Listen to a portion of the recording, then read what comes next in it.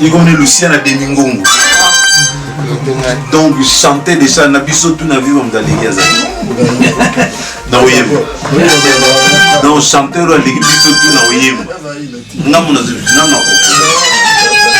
Donc biso ben donc le loin Char Mizana Tatou. Ah tika.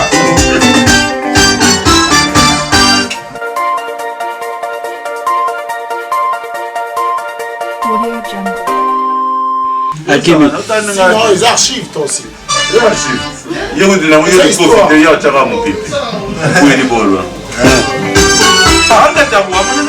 Yaredi mulele Kutupemba yake na kima ve ake mwana ina babima na munushi reske mwana yula mike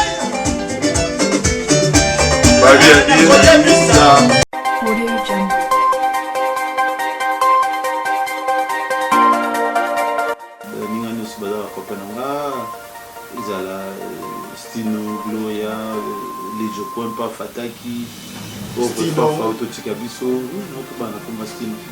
donc, tant que le bas comme Stino, Stino, là, petit, on a là, on est battu, mais tout n'a pas dit, Stino, c'est petit frère, donc, à la camarade, il y a petit frère, on a pour former déjà ça.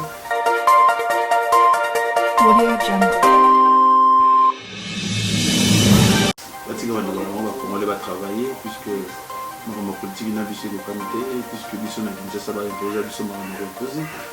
Il fallait que nous parce que si vous invité, l'aéroport est bâti parce qu'on est au Bunga, des choses comme ça. Donc on n'a pas fait ça parce que nous avons un membre qui a un parti politique, non, parce que nous avons tourné disquet, parce que nous avons un leader d'opinion et qui va utiliser l'ISOCA pour publier ici.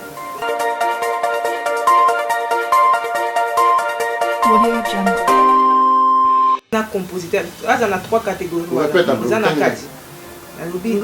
La génération, il y a Kofi, il y a Lutumba. Il y a Wazé, quoi, Karmapa. On a évité. Non, on a évité que dans Congo, on a 4e. Vieux Simaro, Vieux Franco, Vieux Rochero, Kofi Lomide Nangaï. On a 4e. Au Batika, on a des compositeurs, interprètes, Binoubo Batsa. On a tout à fait naïf, on a tout à fait balandi après.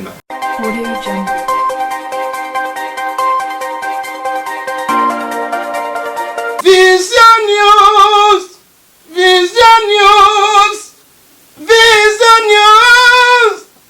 Edgar Mokonzi ayeli biso basangwa kitoko na Vision News tokoyeba makambo ya badongolo miso na bato malamu nani etelemeli banani na Vision News bakolobela ba biographie ya ba star nyonso ya mboka Congo. Notre cause est juste tokolonga beze shida yo bapasi biso efongoli Vision News tina génération future. Vision News. Vision News, abonnez-vous. Kolala Keseni, balobi kolele Keseni. Kolele Keseni. www.Vision News TV. Balobi .com nasuka. Fezalaka Vision News TV.com. Abonnez-vous, c'est Didier Lacoste qui parle, l'archi-chanteur. Balobi Edgar Mokonzi binga mampagne nyonso. Bela Nandi, Nachani Nandi. Balobi mikolo defate Mokonzi. Kanga bango na image.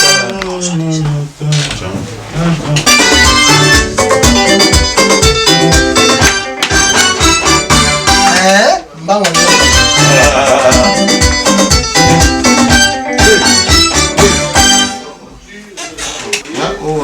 il connaît Luciana Demingongo. Donc chanter déjà Nabiso tout na vie comme dans l'église. Non oui. Donc chanter la l'église tout na oui. Non mon azul, non. Donc biso ben donc le loin Char Mizana Tatou. Ah tika.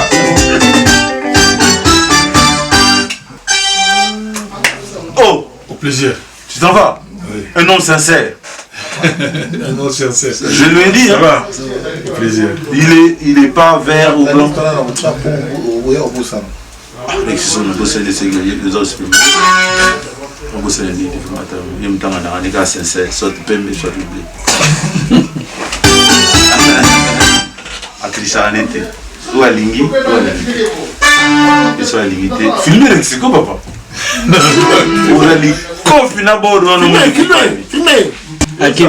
Sinon, les archives, toi aussi.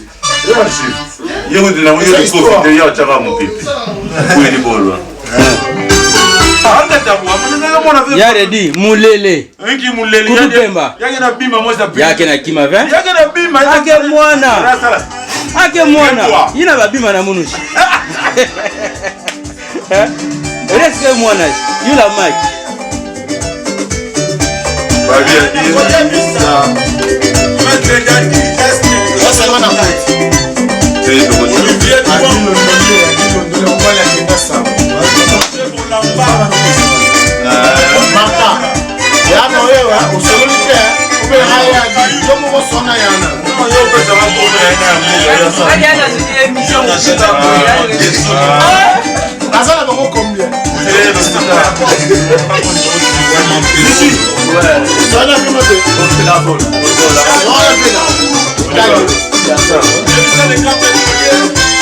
Chers amis, bonjour, content de vous savoir nombreux dans vos écrans pour suivre cet élément. C'est vrai que ça fait un moment que Bailo Kanto, Redi Ami ici avec nous, ici à Paris. Il n'a pas parlé, mais nous sommes venus pour entendre Redi Ami ici. Il est au studio pour faire quoi? Certes, c'est pour chanter, pour un album. Voilà, on va en découdre avec lui, mais pas pendant longtemps. Mais je ne serai pas seul pour faire cet élément. Je suis avec Martha pour faire cet élément avec Bailo Kanto, Redi Ami ici. Après, évidemment, notre pandémie. Martha, bonjour. Bonjour Adi. C'est un réel plaisir de faire cette émission avec toi. Hein. Alors, on va dire bonjour à Redi Ami ici. Bonjour à vous, bonjour Adi, bonjour Martha. Bonjour l'artiste. Bonjour, comment vous allez? Très bien et toi? Moi ça va. Bailo, la première question serait de comment tu as vécu notre pandémie. Comment tu as vécu ça? Confinement, quand on fait confinement, pandémie, coronavirus, comment tu as vécu ça? Mais très difficilement, puisque je suis arrivé ici au mois de janvier. C'était juste pour quelques temps, on restait 2 ou 3 mois et puis je suis resté 6 mois. Donc au niveau financier, c'était pas évident, jusqu'aujourd'hui d'ailleurs. Et puis ça me permet quand même de vivre avec mes enfants, ma famille. C'est le côté positif, ça c'est sûr que j'ai beaucoup aimé. Mais bon, c'était pas vraiment facile. Vous avez la famille Vala Musica a perdu aussi un lieutenant.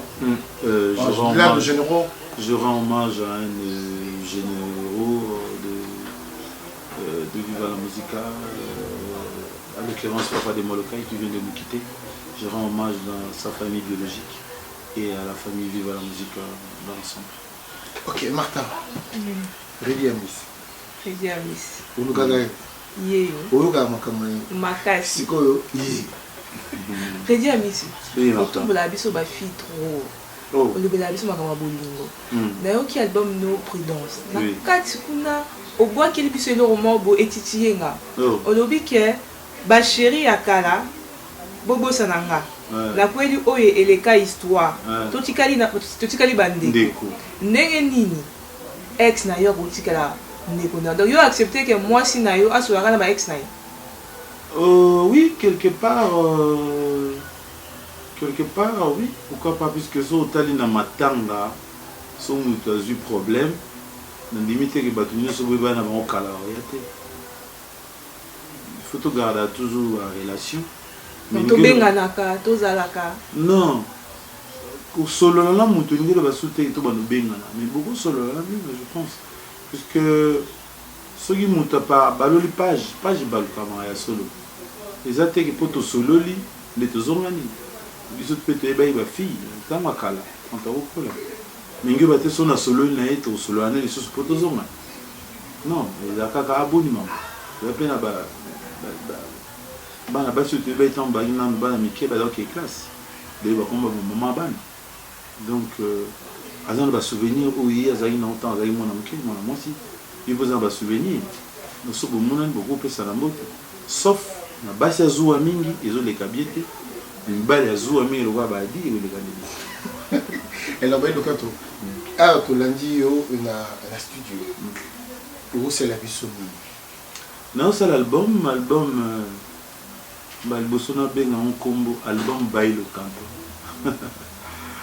nayoka komango neti mwa je boye Bailo Kanto. Donc album yango c'est salamaki depuis kala meto annonçant on a mte bazotonaka titre album nini pour na ngana mona to tchan nkombo album Bailo Kanto. Et ya banzembo mo ebele mais totala sikoyo stratégie ni tokosalela po bon lelo banzembo ebele eza na sens te baza so na temps oyoka ba 6 chansons te. Kanto Kanto ils ont nzembo non? Je sais pas, espagnol, italien, Kanto. Kanto en espagnol lingolo ba chanter. Voilà. Ils ont dit cantare, chanteur, cantante. Après tout katango canto. Baila lingolo ba danser. Mon yongo salara Bailo Kanto. Ils ont vraiment un sens mingité. Na niveau phonétique kande sona bien. Mais littéralement ils ont un sens mingité. Bailo Kanto, vu que l'album Ozo Misakou non Bailo Kanto. Oui. On va aussi découvrir le nom Bailo Kanto. On le connaît Rémi Ozamba comme Bailo Abenga. Parce que Bailo Kanto. Bailo, ça veut dire quoi Kanto? Ça veut dire quoi? Parce que vous avez décision ça dans le deuxième album, il y a Bailo Kanto. Na vrai sens dans les a chanter danser. Bailo Kanto, il dit chanter danser. Ingoloba cantare baila voilà. Baila ingoloba danser. Bailo baila danser. Et cantare chanter ou chanter. Non Martha Tito bien à Bailo Kanto. Bouloba danser chanter. Donc, et chanter, danser. Donc, exclusivité aux yeux à diffusion Bailo Kanto. Ah ouais, Lelo. Oui. Alors, Bailo Kanto. Lelo, tu es éducateur. Il y a société. Oui, on va répondre à la société, pour la bassi, pour la mibali, pour la passi, tout ça au Yembaka. Alors, à chaque fois que tu sors un album, les gens sont très attentifs. Le message qu'il faut faire véhiculer. Namateya parce que banze monayo na gofa na koko na beau-père nanga na belle-fille nanga na mona nanga et je peux rester avec tout le monde dans la société. Bailo Kanto est encore à mesure. Oui, message de Gozamate. Est-ce que tu es encore à mesure? Message. Oui, message de Gozamate, message. En fait, si nous avons un message de Gozamate, bah matin la boîte là bas bah si nous sommes bazar au balate. Pour la moi aussi. Ah. Cadre de la bana bassi, il faut ça l'attention à marcher à Kitoko, il faut aller plus dans Bizali. Il faut aller mieux dans Kitoko, il y a un sentiment plus à soyez les noms. Sans moi. Donc il y a le message de gros amatés. Message il fait ça, puisqu'il y a des opés ça sens, même beauté en disant. Voilà l'artiste, je voulais savoir, pour cet album, tu t'attends réellement à quel public? Parce qu'on a dit que volonté, ambition, il y a du bosso de Béla, on a une mission pour promouvoir la musique congolaise. Oui. Donc, public ni aux autres là-bas, biso ba jeune, tout cas oh déjà on met ça na bango. Oui. Non, on a appelé la public na visa. On a un message nanga et ça véhiculé na batunion sur le bon sens. Notre union soit un message nanga par exemple quand on a le but moi c'est au bas la bataille la guine à Bizalé ils ont un public ni bah jeune à 20 ans va se marier bah jeune à 18 ans pas là peut-être dans le sens que bayoka ka rétro to rumba penda trop te bah jeune à l'élo bah ça plus na comment je dirais ça la phobie n'a pas peur que le message est con mais pas na bangote. Non, il y a comme kaka, un témoignage de Bélé, on a une chance extraordinaire, on a un jeune, où il va avoir un âge il y a 16, 17, kalaté, fille moi autobé, on a vu, on a vu son mot auto découvrir une zémoko, j'étais là, ngata nanda to ce que boy na yoko yoka manse, abiba na subana 18 ans, rédi, nini ba ngolinga nzemo wana, abi, c'est un mystère nzemo, non. Je ne pense pas que nous avons besoin pour l'âge. Message n'est pas compté.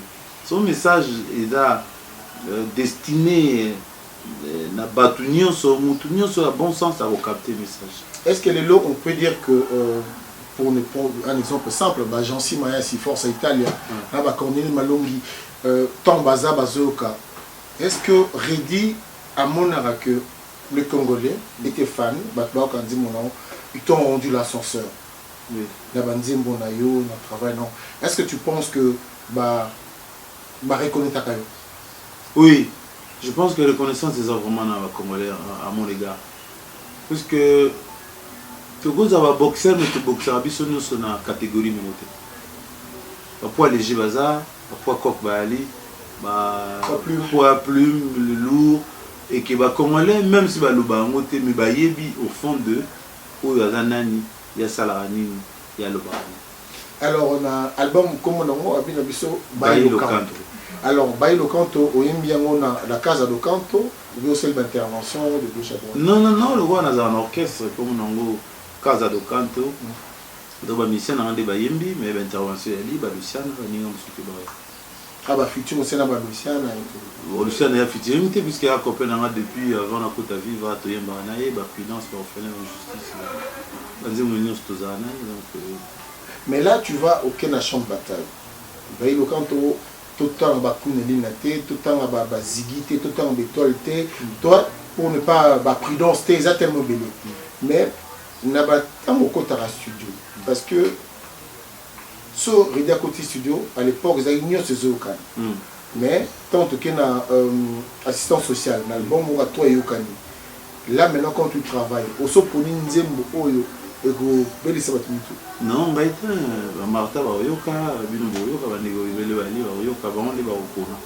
Ngai ezaka matière, na pesa matière, et bon mutona mutata là, yalwa bilamba, donc mutona mutata pour nasoga lingi et la manine ya lingala ta. Mais ngai souci na ezaka matière ezala bien information. Sujet ni na développer, malobani na lobby. Pour bateau baninga ngai ba mi retrouver na bazemi moko parmi bazemi moko. T'as combien de chansons na Bailo? Non, c'est vraiment belé, mais je pense que belé ça veut dire quoi Martha? Belé c'est quoi? C'est 3, c'est 2 déjà. Belé lingue le bas vraiment belé moi on a déterminé en tout ça au moins 10 chansons mais vous bima jamais 10. On va nous bima progressivement selon des taux définis stratégie. 3 2 single des choses comme ça. Et quand est-ce qu'on peut déguster un moto comme au camp? On a besoin de production, on a Cornelie, on a Jancy, maison de production, comment manager, comment on estimer qu'il faut présenter, est-ce qu'il va présenter, on a des réseaux sociaux, tout ça je ne sais pas. On a un artiste émission, juste leur composition. Martha, Redi a mis ses prophètes. Tu peux croire ou ça ou bien tu fais une idée? Redi a mis s'y fait un peu pareil que Lutumba. Donc c'est des gens en fait ils arrivent à lire le futur. Ils ont ce don là de voir loin. Donc moi pour moi pourquoi quand tu dis ça, dis-nous pourquoi tu peux. Quand j'ai eu le temps d'écouter l'album Prudence. Oui. Notamment j'ai vu qu'il y avait plusieurs featuring avec Edwin Adjanana. Oui. Et aussi on dirait qu'il était un peu prophète comme il vient de le dire. Il y avait un petit jeune là. Je sais pas si je confonds pas, mais il y avait un petit jeune qui dansait dedans. Et on entend aussi. Tu fais une dédicace à sa maman, Daïda. Maman Dadju. Oui. Qu'est-ce que ça te fait aujourd'hui de voir qu'il est devenu une star? Non, c'est un grand plaisir de voir notre fils devenir ce qu'il est devenu. C'est un plaisir, c'est un grand plaisir. Et peut-être c'est nous qui l'ont initié. On peut dire. Puisque je me rappelle de ne pas rester avec le petit. En fait, c'était ça. Ce n'était pas qu'on voulait l'amener. On voulait aller faire la vidéo, mais sa mère, elle ne voulait pas rester avec les petits gens. Moi, j'ai des courses à faire, je vous laisse les petits. Alors moi, j'ai dit à Diana, non, c'est pas grave, on l'amène. Puisqu'on avait plusieurs filles pendant les tournages, donc on a confié le petit aux filles. Et à un moment donné, on a dit, mais pourquoi on les laisse là-bas, il n'a qu'à participer avec nous, ça nous fera aussi quelque chose de bien. Et puis on a fait appel à Dadju, et puis il a dansé, et aujourd'hui, il est devenu... Et ça, on revient un peu avec ton ambition, c'est justement promouvoir la musique congolaise. Est-ce que tu penses que tu es arrivé avec justement ce genre d'histoire-là, d'anecdotes avec Dadju? Tu penses que tu es arrivé justement à promouvoir la musique congolaise comme tu l'as toujours voulu? Non, j'estime que le Seigneur a fait que bon, le petit soit avec ses parents, ses papas, pour qu'on essaie de l'influencer. Peut-être on l'a beaucoup influencé même.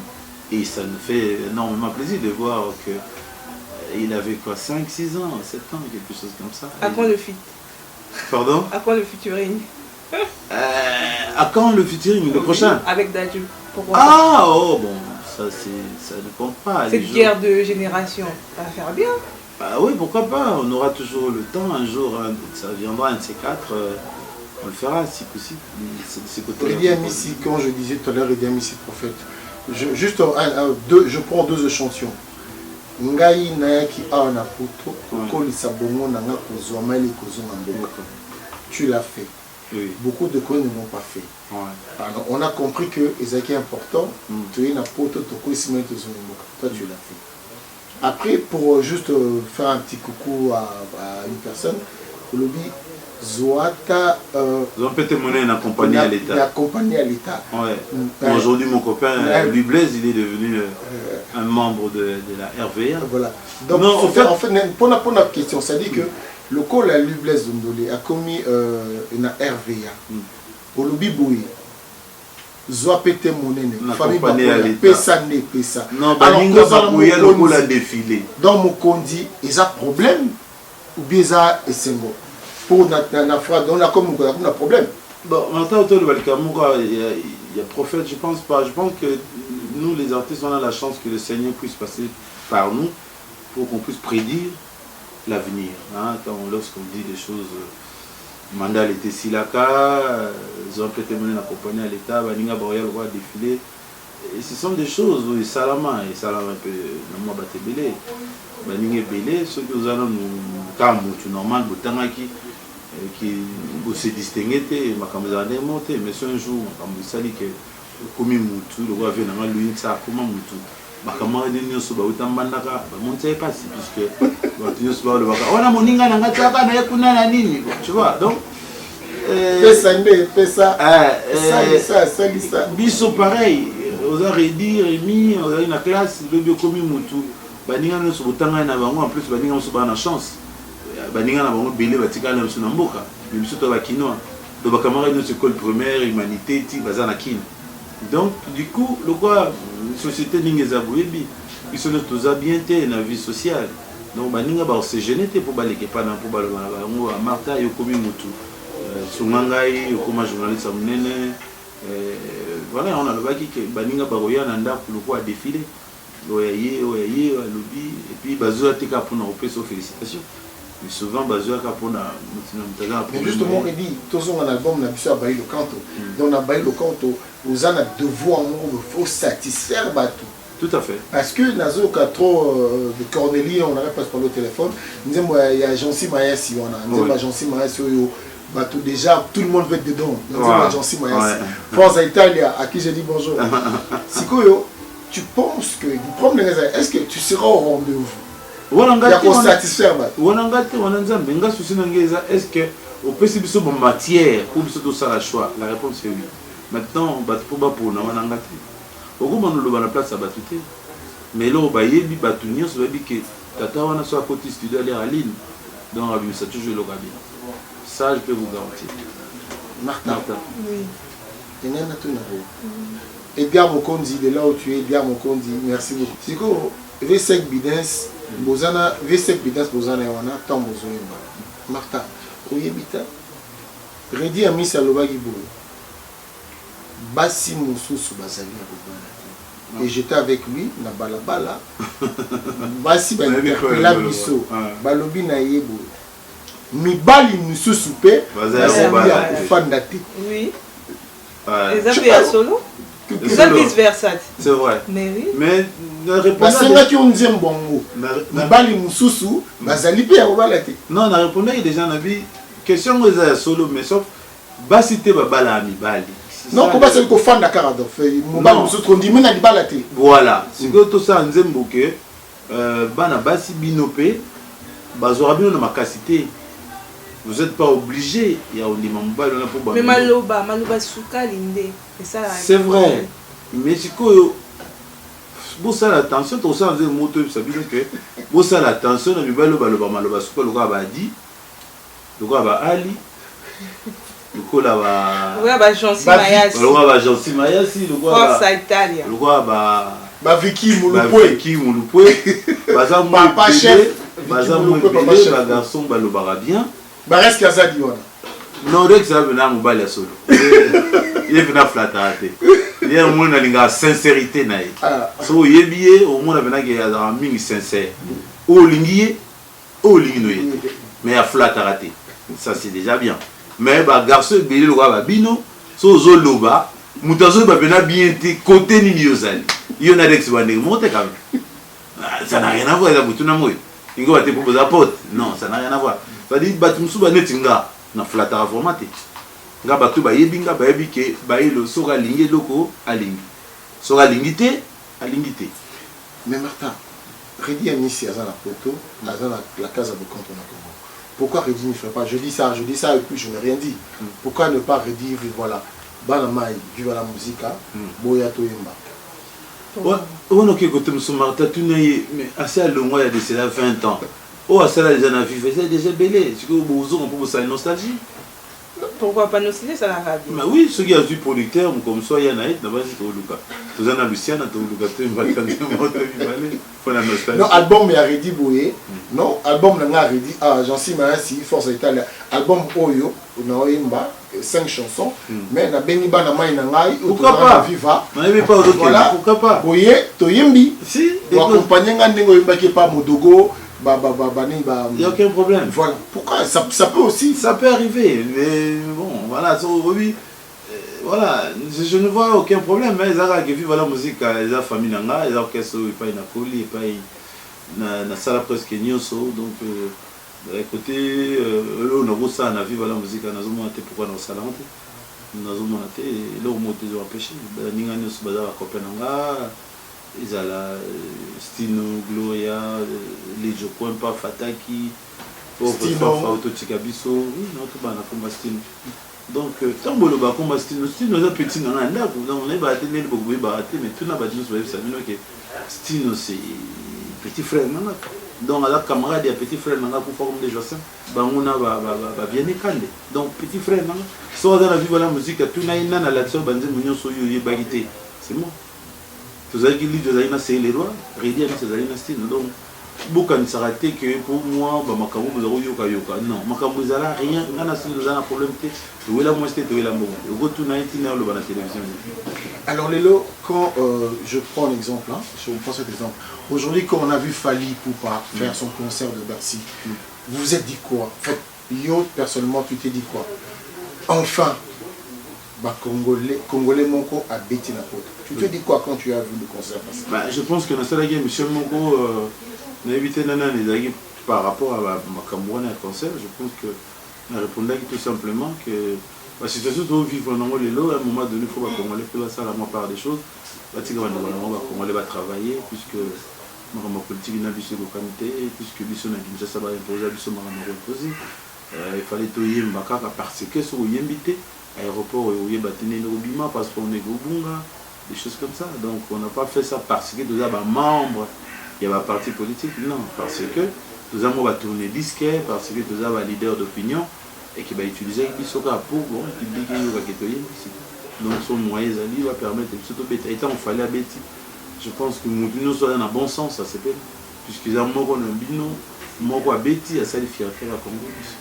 Ok, on va pas te prendre beaucoup de temps, on va te laisser aussi. Alors, qu'est-ce que tu peux dire à tes fans? Je parle de Mutil Makenjaka, Fou. Alors, Lélo, qu'est-ce que tu peux dire dans le public Nayo après Auto Nayo pour Bazila, album Bailo Kanto? Non, il y a le bête, les Arabes, il y a une qualité, il y a n'importe quoi, il y a pour apprécier l'album, à l'attentif, il y aura ramené dans le billet et que la mélodie est bien zali et qu'il va avoir des suites. C'est vrai que ça a été un réel plaisir de faire l'émission avec toi. Juste une dernière question. Tu as plutôt compté 5 meilleurs auteurs, compositeurs, interprètes il y a Congo. Maman Karmapa, Oazé quoi. Oui. toyebi ke bolobela la politique nabi te kolobela politique mais toyebi ke fait d'actualité ya lelo eza plus basé na kamuzo leka na mboka est-ce que na album oyo toza na nzembo moko ata ezolobela ba fait d'actualité par rapport à mboka ezotambwama question à souba en tout cas ma politique na kota on déjà très compliqué et puis na maîtriser en côté na mon ango très compliqué na kota ngote na linga même pas kota na rana souci mboka que bateau bazo kamba biso ba dans bon sens ba aider biso tout dans la misala que ba mon misère ba congolais ba mais ça quelque chose pour tout qui c'est ça. Merci beaucoup. Mais c'est là ma zone la question. 5 compositeurs pourquoi 5 compositeurs je pense que Ali on appelle ça moi battement et moi beauté. Réponse c'est simple ngaza chroniqueur té ngaza artiste et musicien donc na ko bana lo ba komba mutu te ko waza bien te ça va conflit matina déjà autant te ça va dédicace à femme mon attaque ko mona ngata va contre nga bon mona ga pona mbuti bon si que tant lo ba 5 compositeurs ba nano tengo non te woni za qui analyse nanga elle a tué 5 wana oui au content yo tengi ba 5 alors parmi les 5 hôtels azana 3 catégories azana 4 la génération il y a Kofi il y a Lutumba après au balandi le ya wazé quoi karma pas c'est évité non na yebiga ke na Congo na 4e v Simaro v Franco v Rochero Kofi le midi nangai nga 4e o batika na Simon nande ya ba compositeur interprète binubo bakisa nga tuka ba misunde na yebi na hati balali balandi après nga par contre nga na pesa misanya sombote Didi Kinoni Mbote Serge Kassanda Maboko Bank Christian Omari Jean Binano deux Ocampo Bianco Clara de Bruxelles Mamisi Bazamo Ibele quoi Vienanga Louinsa na pisimbo te pas ali dans la politique nangai Bamassa France Zebele bon ba musicien Ali Sal Cornélie Malone les faiseurs des rois Ali na pisimbote na pisi petite na supérita Ali Mbote vraiment ba Mr Zebele ba on a la qualité de l'imsanga mais vraiment c'était un grand plaisir pour nous Martha na Adilo Dolé et vraiment merci na Rex Mota franchise et puis ba Miss Anderson a besoin Vicky Mouloupoé Vicky c'est la tchagédé ok alors vas-y parle comme ça je conclue merci à toi c'est un réel plaisir de co-présenter cette émission avec toi. J'espère qu'il y aura d'autres occasions comme ça pour réaliser plusieurs de ce genre d'émissions. Voilà, ce n'est qu'un début et Autobanda Kalate Bourse.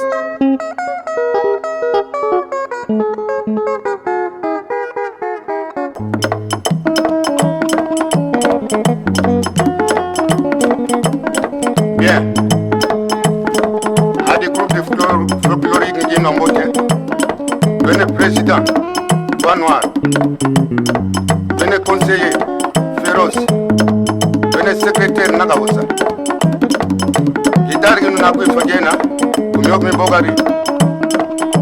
Mando na kwefe wena kwena wabusa sumsu. Tungoma kwena maboke. Kamon kwena gali. Mulangi kwena mayeli. Kwena champion mutoko. Lotone mingi mikwakula. Egula nunwambi.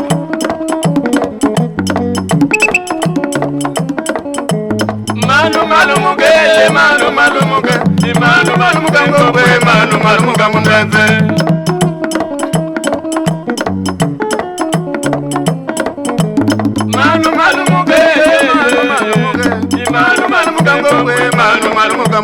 Ukeli malemba tegula duga dadi negige kwesa kuduga di boga sema no malumuga munwe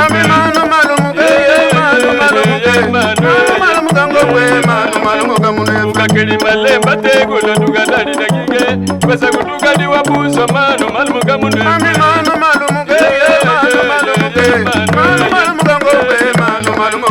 nakoma kolele wewe ma nakoma kolele ngombe mano malumuga munwe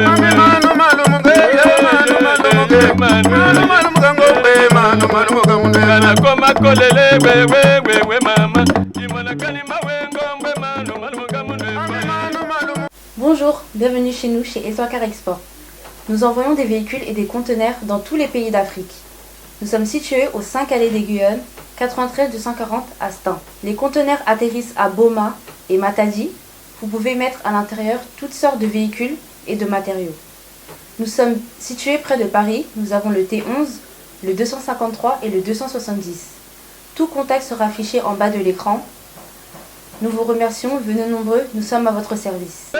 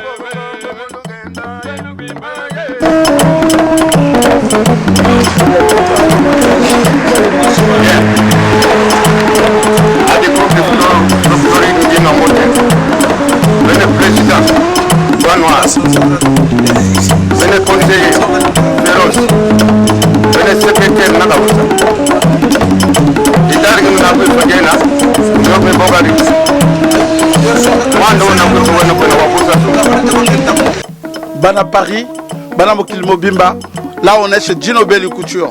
Djino Belly Couture au Boyoga Sango, dans la place de Paris, place de la République, entre République et Strasbourg-Saint-Denis. Bana Mokili Mobimba, Sobolingo Lada Kitoko, Foboyaga chez Djino Belly Couture. Djino Belly Couture, nulle part ailleurs. Kaka Awa, ma soleza ko Karamanakati à Paris Awa.